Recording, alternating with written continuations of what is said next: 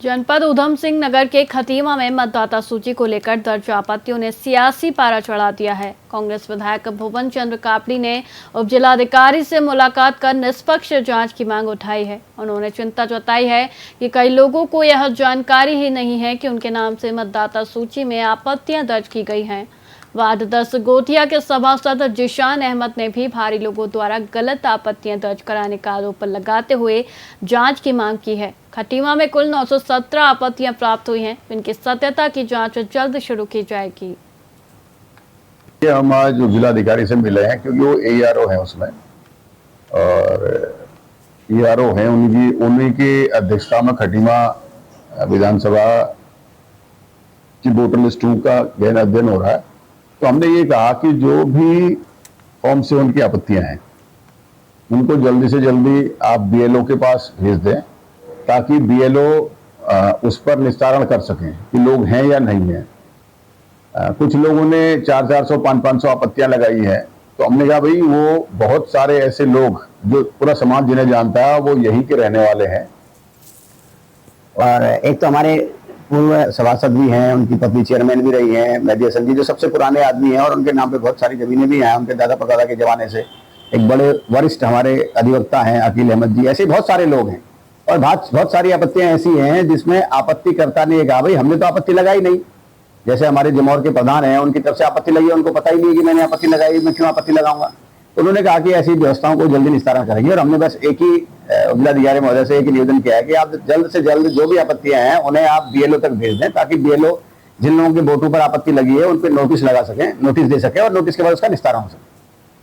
जी खटीमा, आज जो है उनका कहना था कि कुछ जो फॉर्म 7 में आपत्तियां लगी हैं, जिन लोगों के ऊपर आपत्तियां लगी हैं उनको नोटिस नहीं दिया जा रहा है। मैं इसमें बताना चाहूँगा कि कुछ टेक्निकल कारण की वजह से हिंदी में नोटिस जनरेट नहीं हो पाने के कारण आज तक कोई नोटिस सर्व नहीं किया गया। इसमें जो है बहुत ही जल्द संभावना है कि हिंदी और इंग्लिश दोनों में नोटिस जनरेट होने लगेंगे, तो हम नोटिस सर्व कराना शुरू कर देंगे। साथ ही ये भी बताना है कि इसमें प्रॉपर टाइम जो 14 दिन का टाइम दिया जाता है वो दिया जाएगा। तो ऐसा नहीं है कि अगर एक दिन इसमें कोई लेट हो गया है तो इसमें जो आपत्ति जिसने की है या जिसके ऊपर आपत्ति की है उसको प्रॉपर समय नहीं दिया जाएगा। ऐसा नहीं है, प्रॉपर समय दिया जाएगा, और दोनों पक्षों के कारण जानकर कि आपत्तिकर्ता ने आपत्ति क्यों की है और जिसके ऊपर आपत्ति हुई है उसका पक्ष जानकर ही इसमें निर्णय लिया जाएगा। तो मुझे लगता है कि कल से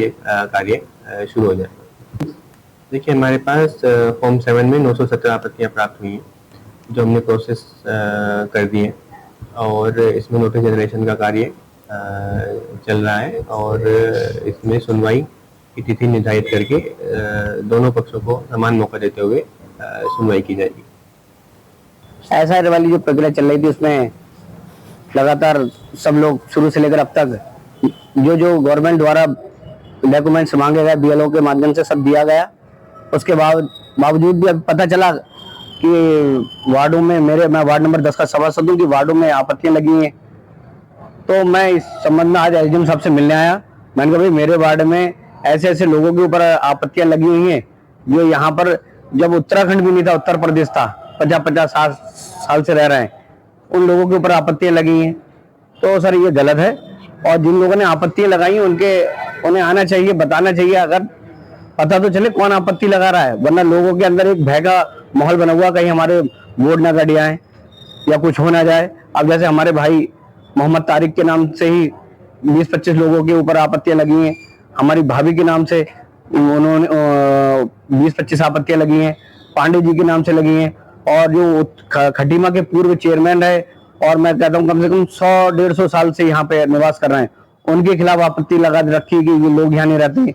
मेरी तीसरी पीढ़ी है, हमारे दादा परदादा सब यहाँ के हैं, हमारे अपने घर वालों के नाम पे आपत्ति है। तो इस संबंध में आज हम SDM साहब से मिलने आए थे। जो भी इस प्रकरण में है उसकी जांच की जाए और दोषी के खिलाफ सख्त से सख्त सजा दी जाए।